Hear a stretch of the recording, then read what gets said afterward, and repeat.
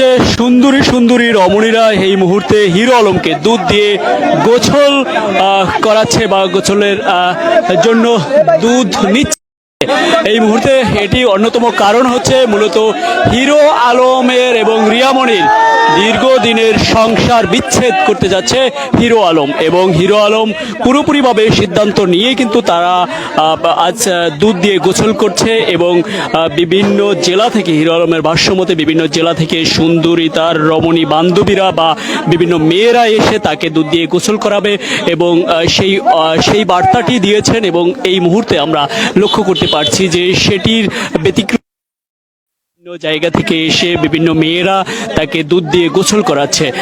রিয়ামণিকে কিছুক্ষণ পরেই কিন্তু এই দুধ দিয়ে গোসল করে তাকে তালাক দেবে, এবং তারপরেই কিন্তু তিনি এই ইতি টানবেন, যে রিয়ামণির যেই সংসারের ইতি টানবেন সেটি আমরা লক্ষ্য করতে পারছি।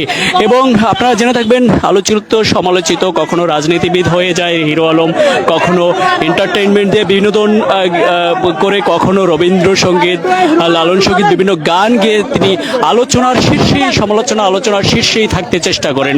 হিরো আলমই একটি ব্যক্তি যাকে নিয়ে এরকম ভাবে ইন্টারন্যাশনালি ভাবে আন্তর্জাতিকভাবে তাকে পরিচিতি পেয়েছে। আমরা দেখতে পাচ্ছি যে মেয়েরা তাকে সুন্দরী সুন্দরী মেয়েরা তাকে গোসল করাচ্ছে, সেটি আমরা দেখছি, এবং তিনি আনন্দ উল্লাস করে কিন্তু গোসল করছেন।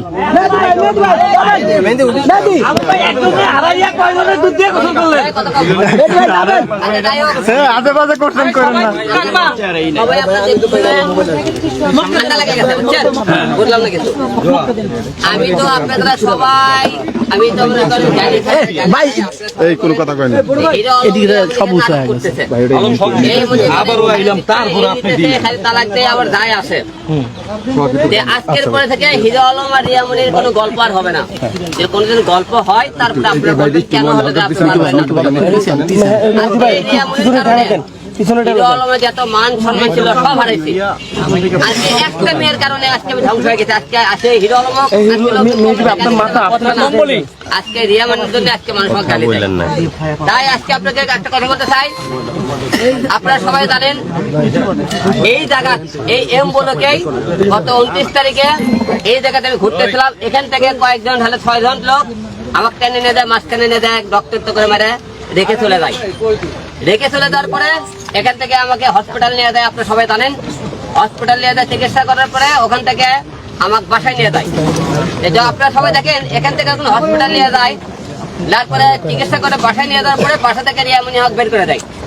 ঘটনাটা হলো থেকে আপনারা কিছু আগে দেখছিলেন, রিয়ামণি যখন বাসায় আমি ওর প্রেমিক পর দিই মারে রক্তাক্ত করে, তার মানে কপাল থেকে রক্ত ধরায়। ধরানোর পরে রিয়ামণি ও আল্লাহ গো করে কি আরে ধরিয়ে ধরলো দেখছেন আপনারা, মানে জামাই সেই ছিল তার, আপনারা দেখছেন।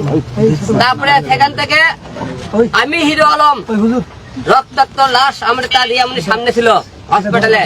রিয়ামণি আমাকে ধরেও ধরেনি, এক ফোঁটা চোখের পানিও ফলাইনি কিন্তু, দেখছেন। তাহলে ভালোবাসা কত আপনারা দেখেন। এখান থেকে নিয়ে বাসা থেকে নিয়ে যাওয়ার পরে রিয়ামণি 3 দিন বাসায় আমার থাকার পরে বাসা থেকে আমি যখন বগুড়া আসি আপনার অফিসে আসি, রিয়ামণি ফোন করছে তুমি যখন বাসায় আসো না, বাসা তোমাকে মানা করেছে, এই বাসায় তুমি আসলে বাসা ছেড়ে দিতে বলেছে। একটা বউ অসুস্থ স্বামীকে এসে বাসা থেকে বের করে দিয়ে আমার ওষুধ পর্যন্ত আমার অফিসে পাঠায়নি। আমি অফিসে ঘুমাই, অফিসেই খাই। আমার এই বউ আমাকে ভালোবাসে।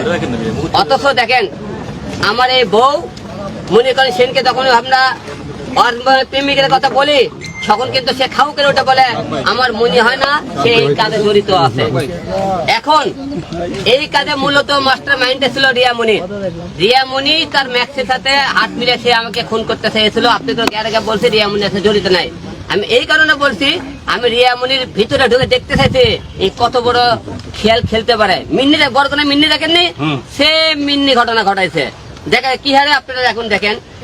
সেই দিন মনে করেন আমাকে যখন মনে করেন বাসা থেকে বের করে দিল, একটা বউ কিভাবে বলে তুই বাসায় আসো না, কেন বাসায় মনে করতে, সে তার প্রেমিকের সাথে কথাবার্তা বলতেছিল, যোগাযোগ করতেছিল।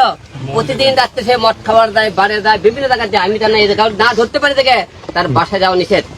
তার বোন তো কায় রাস্তার ছেলে বলে আমাকে তার বাসায় যাতে না যায়। তারা দুইটা বোনে প্রতিদিন বিভিন্ন ক্লাবে যায়, রাত্রিতে বিভিন্ন জায়গায় রাত কাটে। আপনি দেখবেন বিভিন্ন হোটেলে সিসি ফুটেজ আপনারা সংগ্রহ করলে বুঝতে পারবেন তারা কিভাবে চলে। এখন তার প্রেমিক দেখেন কি হারে, আমি সেদিনকে রাত্রের বেলা তখন ওকে পুলিশে ধরে গেল, রিয়া মনি করলো কি তার হলে যে ওর একটা ছেলে থানায় দিয়ে পাঠালো, থানা থেকে সে করলো কি কোর্টে দিয়ে পাঠালো। কোর্টে রিয়া মনি মামলার উকিল দিয়ে জামিন করাইছে তারে। ওর ভাই রাকিব যেদিন জেল কাটতে পরে দিন তার খাবারের টাকা যায় জেল কাট দিয়েছে। আমি জেলখানা যায় আপনি ওই নারায়ণগঞ্জে যাই, আপনি কেরানীগঞ্জে যায়, ওখানে যায় জেলখানা যায় দেখে কে টাকা দেয় হলে খাবার দেখে দেখে আমি ছবি দেখানো করছি এই লোকে টাকা দিয়ে গেছে।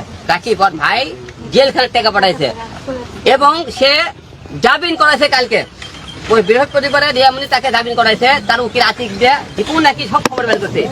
রিয়ামণি জামিন করে কালকে করছে কি জামিন থেকে বের হয়ে মনে করেন বিকেল বেলা রিয়ামণি মেঘ ছবি মনে করেন ঢাকা এজেন্সি 6 নম্বরে ফলোরে তারা শীর্ষে খাইতেছিল, মদ খাইতেছিল। আমার একজন ফিল্ম ডিরেক্টর দেখতে খবর পাই, আমাকে বললে ভাই রিয়ামণি তো আর ম্যাক ছবি আপনি শীর্ষে পারেন কোন জায়গা। আমি দৌড়ে যাতে ম্যাক ছবি আর রিয়ামণি ওখান থেকে বের হয়ে যায় এর থেকে। তাহলে একটা বউ যে মিন্নিসে খুনের পিছনে দায়ী মামলার, এটা তার প্রমাণ। আমার বউ আমাকে খুন করার জন্য তার সাথে হাত মিলাইছে, এটা তার প্রমাণ। এইরকম বউ প্রতিটা বাংলার ঘরে ঘরে হওয়ার দিন। আমার বউ দেখেন, আমি 3টে বাচ্চা 2টা মা, আমি সংসার মানুষ করে বাচ্চা কাচ্চা মানুষ করার জন্য তাকে বরিশাল গেলাম, তার বাবা মা আমাকে তুলে দিল, আমি তাকে বৌড়া নিয়ে গেলাম। বৌড়া 2 দিন যে সে থাকছে, 2 দিন থাকার পরে সে বলতেছে আমি ঢাকায় যাবো। ঢাকায় আসার পরে সেই রাত্রের পরে ম্যাক ছবি কিনে ইলিশ খাইতে গেছে। ইলিশের ওখান থেকে বলতেছে ভাই রিয়ামণির ম্যাক ছবিতে ইলিশ খাইতে আইছে। আমি ইলিশের ফুটে আপনাকে দেখা মনে সে ইলিশ খাবার গেল ওখানে। একটা লোক এই যে পরকিয়া তারকে দিন আমার বলছে পরকিয়া। রিয়ামণি পরশুদিনে কি করলো, লাইভে এসে কান্নাকাটি করলো। কি কান্নাকাটি দেখছে, কানতে কানতে লাগছে সেখান থেকে একবার পরে একবারে একটা লাল পড়ে গেল। কি কান্দন চোখের পানি, মনে হচ্ছে বাংলাদেশের এতই ক্ষতি করতে হবে। সে বলতেছে যে হিরো আলম ম্যাক ছবিকে জেলে রাখে, তার বউ ইতির সাথে যোগাযোগ রাখে। ইতি হলো তার বউ। ইতি আমি যেহেতু ম্যাক ছবি জেলে, তাহলে ইতি আমার সাথে যোগাযোগ করতেছে, হাত পাও ধরতেছে, সবাই মিলে তাকে আমি বের করে দিই। সেই যোগাযোগ করছে আমার সাথে, এটা কি অপরাধ করেছে? ওই কেন যোগাযোগ করলো রিয়ামণি, তাহলে তার সাথে কেন যোগাযোগ করলো? সে তাকে জামিনে কেন বের করলো? তাহলে মিন্নির ঘটনা ঘটাইছে আপনারা বাংলার মানুষ বুঝালেন। এইরকম বয়সে সংসার করা যাবে কিনা? আমার 3টে বাচ্চা, কোনোদিন সে একবার ফোন করে বলে না যে মা তোমরা কিছু খাইছো কিনা, আমার মা কিছু করছে কিনা। কোনোদিন আমার সব বাচ্চাকে খবর নেয় না। আমার বাচ্চারা তো ফোন দেয়, সে একবার ফোন দিল 2বার ধরে না। তার ভাই রাকিব হলো দালাল দিয়ে দাঁড়িয়ে থাকে। তার ওর বোনের প্রথমে একটা বিয়ে হয়, সেই বোনের থেকে মনে করে সে পরকিয়া করে বের করে দেয়। তার দ্বিতীয় আবার বিয়ে হয়, ওর ভাই রাকিব তার বউ কিন্তু পরকিয়া করে বাসা থেকে বের হয়ে যায়। রিয়ামণির প্রথম বিয়ে হয় সাগর নামে একটা ছেলের সাথে। বিয়ে চলাকালীন অবস্থা নুন নামে একটা ছেলে সাথে সে পরকিয়া করলে সাগর নামে যে ছেলেটা তাকে বের করে দেয়। রিয়ামণি একটা মেয়ে দেখে আলিপের নাম, সেটা হলো সাগরের প্রথম পক্ষে।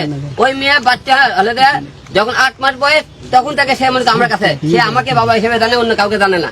সেই সন্তানের মুখের দিকে তাকে আমি 3টে বছর আমি তার সংসার করছি। সে আমাকে কি বলে হিরো কুট্ট পাগলের মতো ঘুরে এবং বলে হিরো আলম আমাকে সব জায়গায় রাজনীতি চলে না। কি রাজনীতি করেছি ভাই? এটা রাজনীতির কি হলো? রাজনীতি করেছি সে করছে হিরো আলম কুট্ট পাগলের মতো আমার পেছনে ঘুরে। আমি তাকে ভালোবাসা করছি, এটা বলে কুট্ট পাগল হয়ে গেছে তাকে।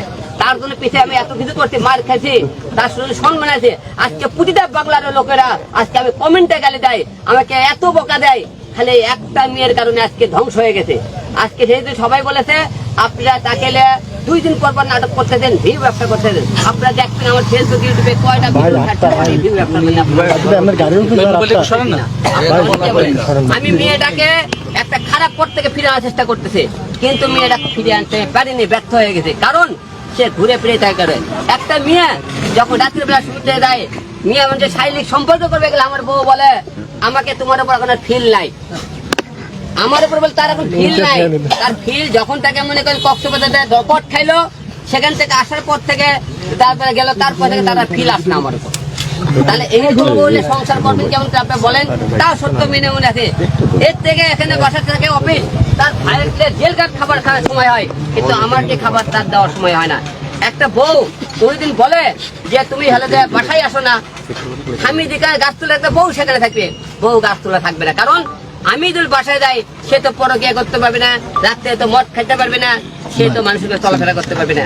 তাহলে আমি চেষ্টা করেছি যে করে আমার পরকিয়ার কথা বলে, আমি যদি এখন পরকিয়া করি একজন তার বউ দেয়, তুমি আমার কাছে ঘুমও পারবা না, তুমি আমাকে ভাতও দেবা না, আমাকে তুমি হলে সেবাও করবা না, তাহলে আমি এখন গেলে চাল পরকিয়া করতে। এই পরকিয়া আজকে প্রতিটা বাংলার ঘরে ঘরে একটা বইয়ের অবহেলার কারণে একটা ছেলে পরকিয়া করে, একটা স্বামীর অবহেলার কারণে একটা মেয়ে পরকিয়া করে। পরকিয়ার বারে তার উত্তর হলে যে বইয়ের এই সমস্ত আচরণ ব্যবহার কারণে। তাই আজকে গোসল করে আপনাদের এই মেয়ের জীবন থেকে শুনেছি রিয়ামণিকে আজকে আপনাদের সবার সামনে 1 তালাক, 2 তালাক, 3 তালাক দিয়ে দিলাম রিয়ামণিক। এবং রিয়ামণির এই কাগজ আজকে যেহেতু কোর্ট বলে উকিলের কাছে সব কমপ্লিট করছি, কালকে আমরা এফিডেভিট করে কোর্ট থেকে 3 মাসের মধ্যে সে কোর্টের মাধ্যমে সে কাগজ বুঝে পাবে। তাই রিয়ামণিকে আজকে তালাক দিয়ে দিলাম। আপনাদের সামনে কোনদিন রিয়ামণিকে আমি বহু দাবি করি, কোনদিন আপনি রিয়ামণিকে সামনে আসি, আপনারা মিডিয়া যারা আছেন আপনারা আমার তুমি গোল হইলা, তুমি নিজেই তো মানসিক ভাবে ভেঙে পড়লা। শোনো, সার্ভার সবাই করতে পারে না, মানসিক ভাবে ভেঙে পড়ে সবাই উঠে দাঁড়াতে পারে না।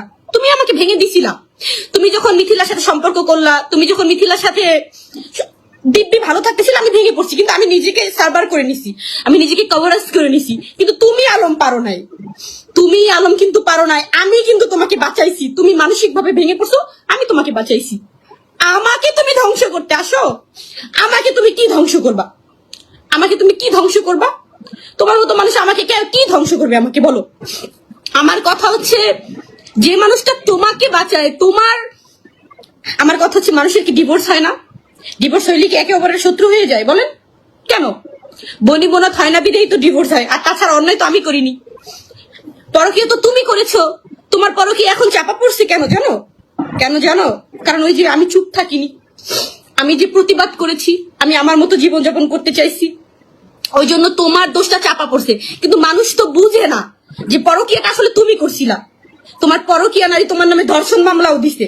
তাহলে তুমি কিভাবে বলো তুমি আমাকে ধ্বংস করতে আসো? তুমি নিজের দিকে তাকাও, তুমি নিজেই তো ধ্বংস হয়ে গেছো। তোমাকে সেই ধ্বংসের হাত থেকে আমি রিয়ামণি বাঁচাইছি, আমি রিয়ামণি বাঁচাইছি। কথাগুলো শোনো, মাথায় ঢুকাও, কথাগুলো তোমার মাথায় ঢুকাও।